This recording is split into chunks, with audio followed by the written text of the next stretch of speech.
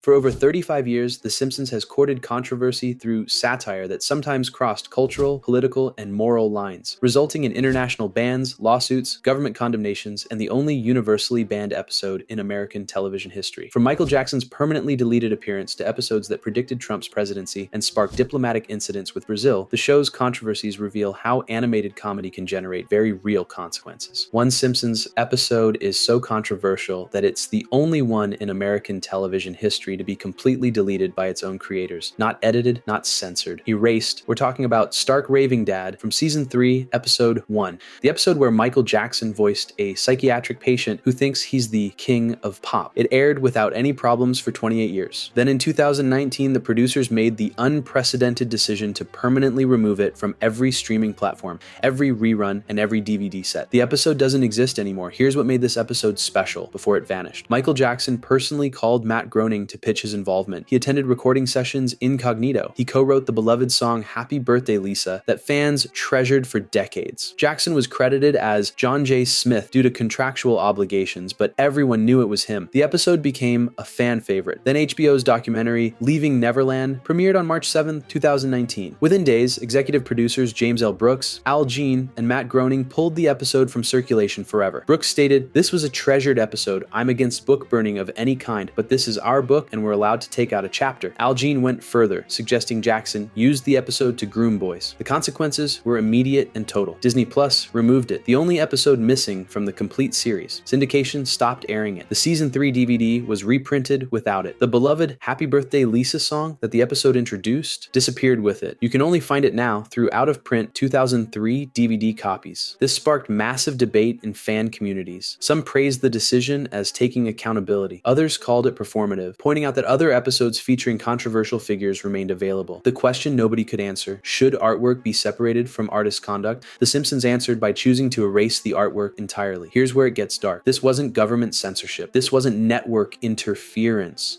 This wasn't advertisers pulling out. The creators themselves decided their own episode was too disturbing to exist. They took a chainsaw to their own legacy and removed a piece of Simpsons history that millions of fans loved. But if you think one deleted episode is the extent of the show's controversies, wait until you hear about the episode that accidentally predicted a national tragedy and got banned for 5 years. The episode that accidentally predicted tragedy. One episode aired 4 years before September 11th and became television's most prominent casualty of the attacks. But not because it was offensive, because it was accidentally prophetic. The City of New York versus Homer Simpson from Season 9, Episode 1, centered on Homer retrieving his illegally parked car from between the World Trade Center towers. The Twin Towers appeared throughout the entire episode. The family visits the observation deck. Homer waits for hours in the plaza. The towers dominate every New York City scene. And there's one joke that made the episode impossible to air after 2001.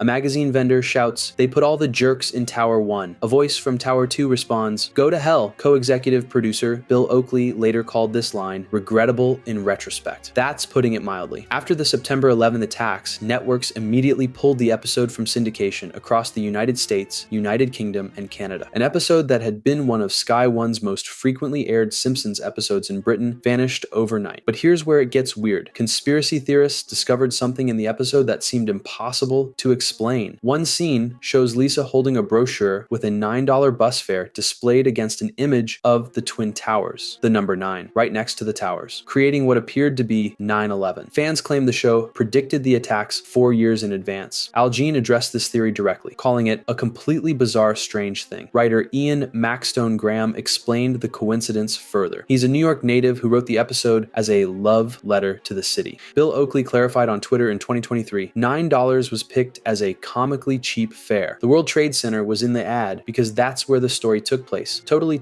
a coincidence. The evidence supports this. The episode aired in 1997. The visual gag was simply showing a cheap tourist bus pass with the city's most iconic landmark. The episode remained banned from US syndication until approximately 2006. 5 years of complete absence from reruns. When it finally returned, some broadcasts edited out the tower argument scene entirely. Different markets aired different versions with varying degrees of censorship. The BBC never aired it on terrestrial television at all. Today, Disney Plus carries the episode with a content warning, having restored the previously removed Tower 1 dialogue. Here's the thing nobody talks about. In 2019, an original hand-drawn animation cell from this banned episode was donated to the 9/11 Memorial Museum. The episode that was considered too painful to air became a museum artifact, a piece of history documenting how even animated comedy couldn't escape the impact of that day. The episode exists now in this strange limbo, available but warned about, restored but controversial, a reminder of the towers that sat comfortably in pop culture for decades before they became impossible to show. But if you think an accidental prediction caused problems, wait until you hear about the character controversy that permanently changed the show's casting and erased a beloved figure from Springfield. The character that got erased for being racist. No Simpsons controversy has permanently altered the show more than this one. A beloved character who appeared since 1990 was effectively deleted from the series, not because of one episode, because of 30 years of damage. Apu Nahasapima Pedalon ran the Quickie Mart. White actor Hank Azaria voiced him, using an exaggerated Indian accent modeled on Peter Sellers' brown-faced performance in the 1968 film The Party. For years, Apu was mainstream American television's only regular Indian character. His catchphrase, "Thank you, come again," became a slur used against South Asian American children in schools across the country for decades. Comedian Hari Kondabolu's 2017 documentary, The Problem with Apu, finally crystallized complaints from the Indian American community. The film featured Kal Penn, Aziz Ansari, and Hassan Minhaj, describing how the character damaged their childhoods. Priyanka Chopra called Apu the bane of my life growing up. The documentary went viral, the pressure mounted, and The Simpsons responded in the worst possible way. In No Good Read Goes Unpunished, from season 29, episode 15, Lisa broke the fourth wall to address the controversy directly. She says, something that started decades ago and was applauded and inoffensive is now politically incorrect. What can you do? Then she glances at a framed picture of Apu inscribed, "Don't have a cow." Critics called the response tone-deaf and dismissive.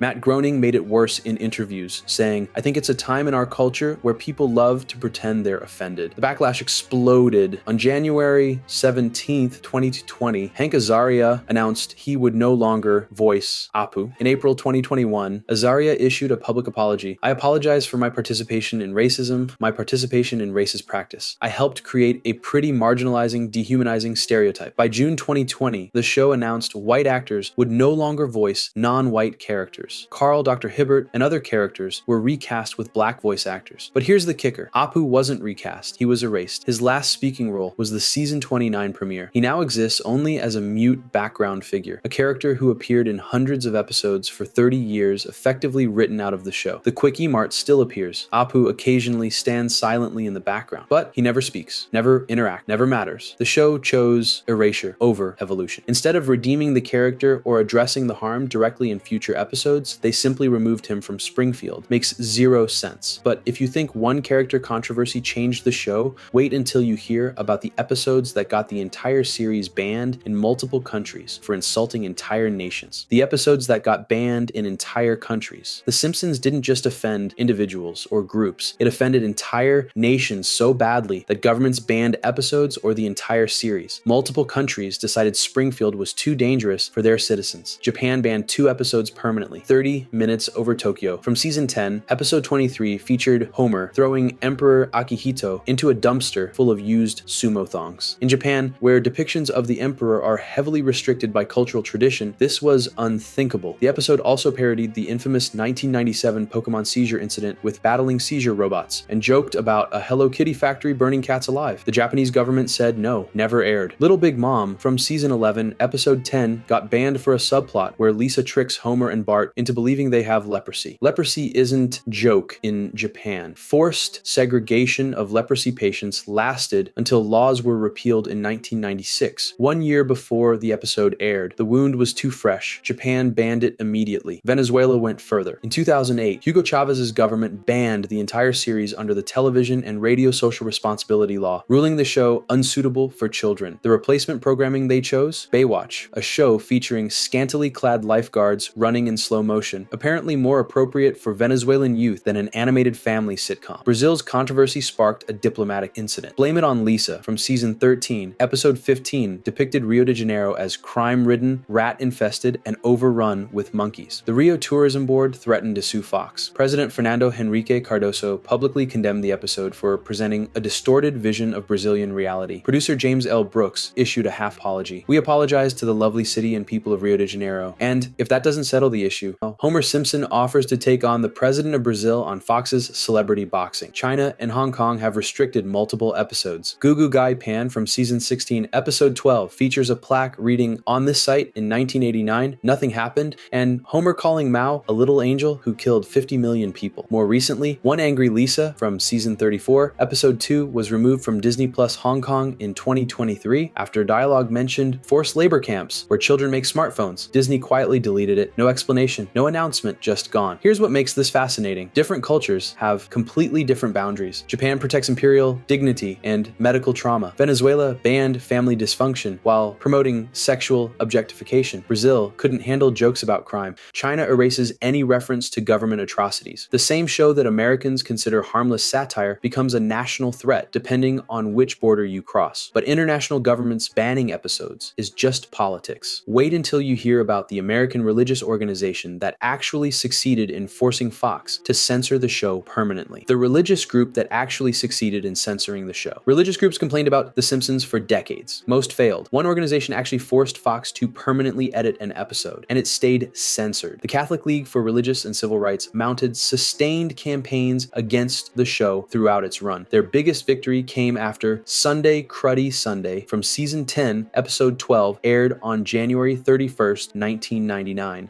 The episode ran immediately following the Super Bowl to approximately 11.5 million viewers. That's a massive audience. And they all saw the fake commercial that destroyed the Catholic League's patience. The commercial showed three scantily clad women servicing a car. One wore a cross. The voiceover announced, "The Catholic Church. We've made a few changes." Catholic League President William Donahue launched a letter writing campaign. Thousands of complaints flooded Fox. Many were identical form letters. Many came from people who admitted they hadn't actually watched the episode. It didn't matter. Fox capitulated. The word Catholic was removed from all subsequent broadcasts and syndication. The line changed to "The Church. We've made a few changes." Showrunner Mike Scully was reportedly furious. The Boston Herald's Marissa Guthrie criticized Fox for caving in, noting The Simpsons is an equal opportunity offender, but the damage was done. The uncensored version exists only on the season 10 DVD. This wasn't the Catholic League's only complaint. Lisa Gets an A from season 10 featured Bart saying,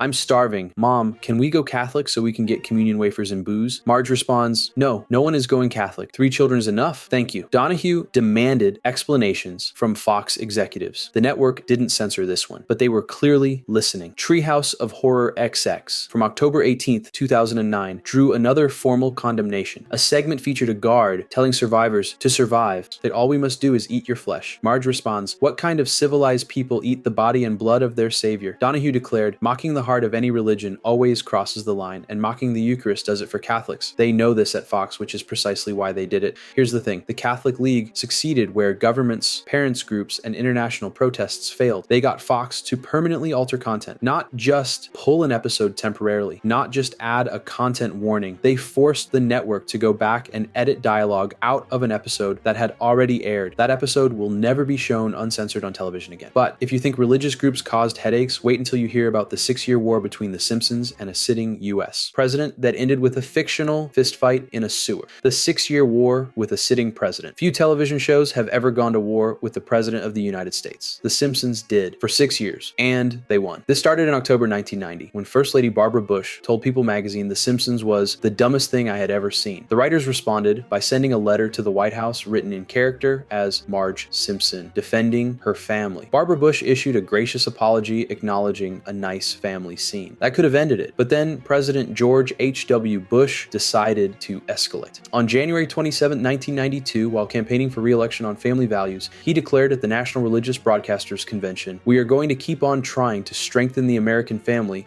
to make American families a lot more like the Waltons and a lot less like the Simpsons." The sitting president of the United States just called out a cartoon family by name. The Simpsons struck back within 72 hours. A rerun of Stark Raving Dad, airing January 30th, 1992, was hastily modified to include a new opening. The Simpson family watches Bush's speech on television. Bart responds, "Hey, we're just like the Waltons. We're praying for an end to the Depression too." Matt Groening publicly declared, "Of course you know that this means war." The war culminated 4 years later. Two Bad Neighbors from season 7, episode 13, aired on January 14th, 1996. The episode depicts George and Barbara Bush moving across the street from The Simpsons. After Bush spanks Bart for destroying his memoirs, Homer launches an escalating prank war.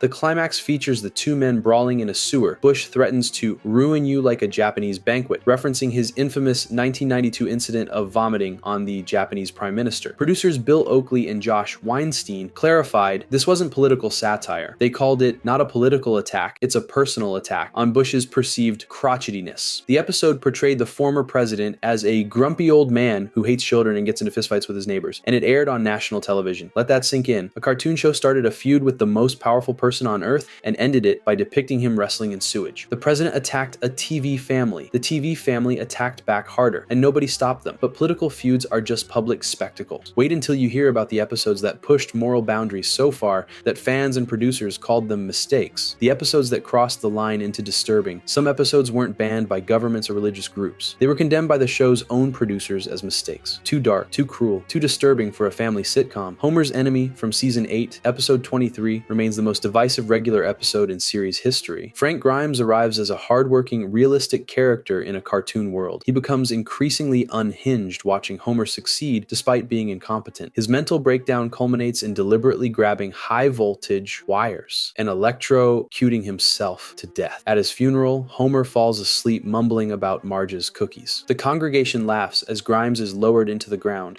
Executive producer Mike Rice listed it among his 2 least favorite episodes, calling it in bad taste, with a gratuitously cruel ending. Writer John Swartzwelder defended the dark conclusion in a rare 2021 interview. Grimy was asking for it the whole episode. He didn't approve of our Homer, but even the creator admitted the episode pushed too far. The show tackled suicide multiple times with varying degrees of seriousness. Homer's Odyssey from season 1, episode 3, depicted Homer writing a suicide note and tying a boulder to himself before attempting to jump off a bridge. Played almost completely straight. No jokes. Just Homer deciding to end his life. $1 Million Abe from season 17, episode 16, sent Grandpa to an assisted suicide clinic. The episode treated euthanasia as a comedy premise. The Boys of Bummer from season 18, episode 18 went further. Bart gets bullied so severely by the entire town after losing a baseball game that he attempts suicide. The disturbing part, townspeople encourage him even during the attempt. The whole town watches him climb onto a water tower and cheers for him to jump. Makes zero sense. The Cartridge Family from season 9, episode 5, featured Homer purchasing a gun and handling it with terrifying recklessness. He points it directly at Marge's face. Bart aims it at Milhouse. Homer uses it to turn off lights, open beer cans, and change TV channels. The episode was banned in the UK for years following the 1996 Dunblane school massacre that killed 16 children. When it finally aired, UK broadcasts edited the ending to imply Marge disposed of the gun. The original showed her keeping it. Here's the kicker. The NRA also complained about this episode, not for promoting gun violence, for portraying the NRA negatively by showing them revoking Homer's membership due to irresponsible behavior. Both sides hated it. These episodes share one thing in common. They treated serious topics like suicide, mental breakdown, and gun violence as comedy material in ways that made viewers deeply uncomfortable. Not controversial because they offended religious groups or governments, controversial because they felt mean-spirited and cruel, but dark comedy is still just storytelling. Wait until you hear about the real-world legal battles that threatened to destroy the show before it became a cultural phenomenon. The lawsuits that tried to kill the show. The Simpsons faced multiple legal challenges that threatened to destroy the show before it became a cultural phenomenon. Lawsuits claiming hundreds of millions in damages. FCC complaints demanding the show be taken off air. A nationwide moral panic that got Bart Simpson merchandise banned from schools. Tracy Ullman sued 20th Century Fox in 1991, seeking $2.5 million. She claimed she deserved 5 to 10% of net receipts because The Simpsons launched as shorts on her show. After James L. Brooks testified that Matt Groening created the characters without Ullman's involvement, a jury took less than 5 hours to reject her claim. Ullman later quipped at the Emmys, "I breastfed those little devils." The show survived. Actor Frank Sivero filed a $250 million lawsuit in 2014. He claimed the mob character Louis was stolen from his portrayal of Frankie Carbone in Goodfellas, alleging writers lived next door to him in 1989. Judge Rita Miller dismissed the case, asking rhetorically, "If I was a teenage girl and I had a crush on your client, would I be happy with a poster of this character Louis?" Sivero's 2018 appeal also failed. The Parents Television Council filed formal FCC complaints covering Simpsons episodes from 2001 to 2004, citing offensive content. In 2005, the FCC rejected all 36 complaints, ruling that, in context, none of the segments were patently offensive under contemporary community standards. Complete victory for the show. But the original threat came from parents themselves. In 1990, Bartmania swept America and approximately 15 million Bart Simpson t-shirts were sold. The problem? Slogans like "underachiever" and "proud of it." Schools nationwide nationwide banned the merchandise. Principal William Crumno of Lutz Elementary in Fremont, Ohio, announced, "To be proud of being an incompetent is a contradiction of what we stand for." J.C. Penney pulled underachiever shirts from children's sizes. Here's what nobody talks about. That banned underachiever shirt now resides in the Smithsonian's National Museum of American History. Yesterday's moral panic became today's cultural artifact. The lawsuits all failed. The FCC complaints were rejected. The moral panic faded. The show that parents, networks, and actors tried to stop became the longest-running American sitcom in television history. Every controversy made the show stronger. Every lawsuit failed. Every ban increased its popularity. The Simpsons survived 35 years of attempts to silence, censor, and destroy it. If you enjoyed this video and want to see The Simpsons' darkest episodes that traumatize viewers explained, click the video on screen now.